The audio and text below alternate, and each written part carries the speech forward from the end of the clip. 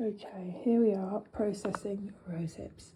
So these are some dehydrated Rosehips, and I want to jar them up so I've got them to add to teas and things.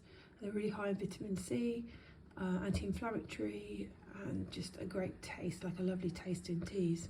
So what I've done is I've ground them up in the NutriBullet there, like a bit at a time. But the problem is that NutriBullet is a bit powerful. So sometimes it grinds them up a bit too much. I keep it on a bit long, and can you see these little bits that I've wasted in here that were ground up too small?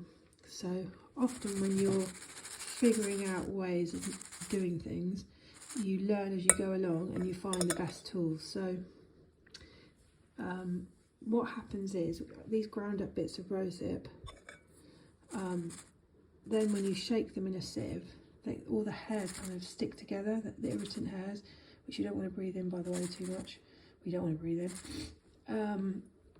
It's a bit like, it feels a bit like fiberglass or something, but anyway, those little hairs all come together, and you can see that little white fluffy bit. So then you can just carefully pick those out, put gloves on if you want. It's what we used to use when we were kids for itching powder, so yeah, it is pretty itchy. And then you can use different size sieves. So I was using this one and the seeds were falling through, so that's pretty handy. So just experiment and get the right sieve. So this sieve's good because the hairs fall through, or they kind of rub together and stick together. That sieve's good because of the seeds, but really neither of them are the perfect sieve. So I will carry on experimenting, but that's part of the fun of it all, I suppose. You know, figuring out the best way of doing things.